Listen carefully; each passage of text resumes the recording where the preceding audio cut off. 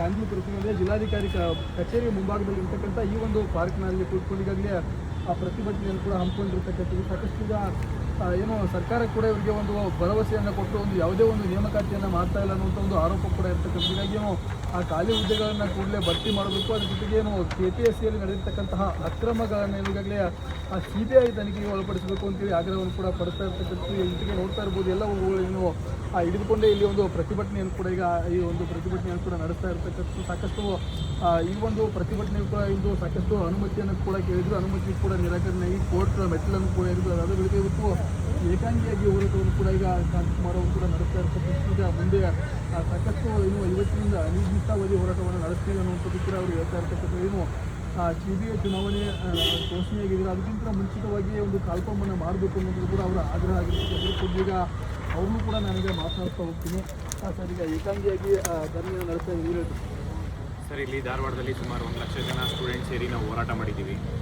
ಇಷ್ಟೆಲ್ಲ ಹೋರಾಟ ಮಾಡಿದ್ರು ಸರ್ಕಾರ ಬರೀ ಸುಳ್ಳು ಭರವಸೆಗಳನ್ನು, ಸುಳ್ಳು ಏನಂದರೆ ಏನೋ ಒಂಥರ ಪ್ರಾಮಿಸ್ ಮಾಡ್ದಂಗೆ ಪ್ರತಿ ಸತಿ ಮನೆ ಮುಖ್ಯಮಂತ್ರಿ ಸಿದ್ದರಾಮಯ್ಯ ಸರ್ ಇರ್ಬೋದು ಗೌರ್ಮೆಂಟ್ನ ಹೋಗಿ ಮಾತಾಡಿಸಿದಾಗ ಚರ್ಚೆ ಮಾಡಿದಾಗ ಇನ್ನೇನು ಒಂದು ವಾರದಲ್ಲಿ ನೋಟಿಫಿಕೇಷನ್ಸ್ ಮಾಡ್ತೀವಿ, 2 ದಿನದಲ್ಲಿ ನೋಟಿಫಿಕೇಷನ್ಸ್ ಮಾಡ್ತೀವಿ, ಇನ್ನೇನು ಇವತ್ತೇ ನೋಟಿಫಿಕೇಷನ್ಸ್ ಮಾಡ್ತೀವಿ ಅಂತ ಹೇಳ್ಬಿಟ್ಟು ಸುಮಾರು ಹಿಂಗೆ ಸುಳ್ಳು ಭರವಸೆಗಳನ್ನ ಅಲ್ಲಿ ಹೇಳ್ದಂಗೆಲ್ಲ ನಾನು ಇಲ್ಲಿ ಬಂದು ಸ್ಟೂಡೆಂಟ್ಸ್ಗೆ ಅದನ್ನೇ ಕನ್ವಿನ್ಸ್ ಮಾಡ್ತಾಯಿದ್ದೆ.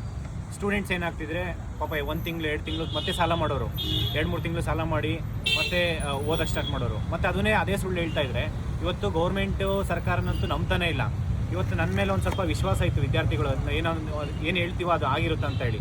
ಬಟ್ ಇವಾಗ ಸ್ಟೂಡೆಂಟ್ಸ್ ನಾನು ಏನು ಹೇಳ್ತೀನೋ ಅದನ್ನು ನಂಬಕ್ಕೆ ರೆಡಿ ಇಲ್ಲ. ಯಾಕೆಂದರೆ ಬಿಕಾಸು ಇವರು ಎಲೆಕ್ಷನ್ಗೆ ಎಷ್ಟು ಇಂಪಾರ್ಟೆನ್ಸ್ ಕೊಡ್ತಾರೋ ಅಷ್ಟು ಇಂಪಾರ್ಟೆನ್ಸ್ ರಿಕ್ರೂಟ್ಮೆಂಟ್ಗೂ ಕೊಡ್ತಾ ಇಲ್ಲ.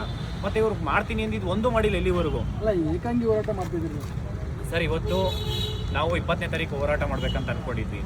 ಈಗ ನಿನ್ನೆ ಮಧ್ಯಾಹ್ನ ಅಂದರೆ ನಿನ್ನೆ ಸಂಜೆ ಆಲ್ಮೋಸ್ಟ್ GB ಎಲೆಕ್ಷನ್ ಮಾಡ್ತೀವಿ ಅಂತೇಳಿ ಜೂನ್ 14ರಿಂದ 24ನೇ ತಾರೀಕು ಅವರು GB ಎಲೆಕ್ಷನ್ ಮಾಡ್ತೀನಿ ಅಂತ ಹೇಳಿದ್ರು.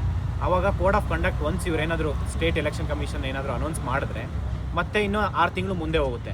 ಮತ್ತು 6 ತಿಂಗಳು ಇಲ್ಲಿ ಇಷ್ಟು ಲಕ್ಷಾಂತರ ಅಭ್ಯರ್ಥಿಗಳು ಇವತ್ತು ಸಸ್ಟೈನ್ ಆಗೋದಕ್ಕೆ ಆಗೋದೇ ಇಲ್ಲ. ಅವ್ರ ಕಷ್ಟಗಳು ಹೆಂಗಿರುತ್ತೆ ಅಂತಂದರೆ ಒಂದು 5 ಇಲ್ಲಿ ಇಷ್ಟೆಲ್ಲ ವರ್ಷದಿಂದ ಓದಿರೋದು ವೇಸ್ಟಾಗಿ ಬಿಟ್ಬಿಟ್ಟು ಬೇರೆ ಕಡೆ ಹೋಗಬೇಕು. ಇಲ್ಲ ಎಷ್ಟೋ ಜನ ವಿದ್ಯಾರ್ಥಿಗಳು ಸೂಸೈಡ್ ಮಾಡ್ಕೊತೀನಿ ಅನ್ನೋ ಒಂದು ಮೈಂಡ್ ಸೆಟ್ಟಿಗೆ ಬಂದಿದೆ. ಇವತ್ತು ಧಾರವಾಡದಲ್ಲೇ 2-3 ಸೂಸೈಡ್ ಆಗಿದೆ ಸರ್, ಬಿಕಾಸ್ ಆಫ್ ರಿಕ್ರೂಟ್ಮೆಂಟ್ ಮಾಡ್ಕೊಂಡಿಲ್ಲ ಅಂತೇಳಿ. ಸರ್, ಶಾಂತಿಯುತವಾಗಿರುತ್ತೆ, ಯಾರಿಗೂ ತೊಂದರೆ ಮಾಡೋ ಅಂಥದ್ದು ಇರಲಿಲ್ಲ. ಇಷ್ಟಿಂದ ಏನು ಹೋರಾಟ ಮಾಡಿದ್ದೀವಿ ಆ ಹೋರಾಟನೂ ಅಷ್ಟೇ, ಯಾರಿಗೂ ತೊಂದರೆ ಮಾಡಿ ಹೋರಾಟ ಮಾಡಿಲ್ಲ. ಇವತ್ತು ಅಷ್ಟೇ ಅನಿರ್ದಿಷ್ಟಾವಧಿ ಶಾಂತಿಯುತ ಧರಣಿ ಸತ್ಯಾಗ್ರಹ ಮಾಡ್ತಿದ್ವಿ. ಸರ್ಕಾರ ಎಚ್ಚೆತ್ಕೊಂಡು ಇವತ್ತೇ ನೋಟಿಫಿಕೇಷನ್ಸ್ ಮಾಡಿ. ಒಳ ಮೀಸಲಾತಿ ರೀಸನ್ ಹೇಳ್ತಾ ಇದ್ರಿ, ಇವತ್ತು ಒಳ ಮೀಸಲಾತಿ ಸಮಸ್ಯೆ ಎಲ್ಲ ಬಗೆಹರಿದಿದೆ. ಮತ್ತು ಇನ್ನೂ ಏನು ನಿಮಗೆ ಕಡಿಮೆ ಆಗಿರೋದು? ಏನು ಕಡಿಮೆ ಆಗಿದೆ ಸರ್? ರಿಸೋರ್ಸ್ ಇಲ್ವಾ? ಎಲ್ಲನೂ ಇದೆ ನಮ್ಮ ಕರ್ನಾಟಕದಲ್ಲಿ. ಈ ಕೂಡಲೇ ರಿಕ್ರೂಟ್ಮೆಂಟ್ ಸ್ಟಾರ್ಟ್ ಮಾಡಬೇಕು.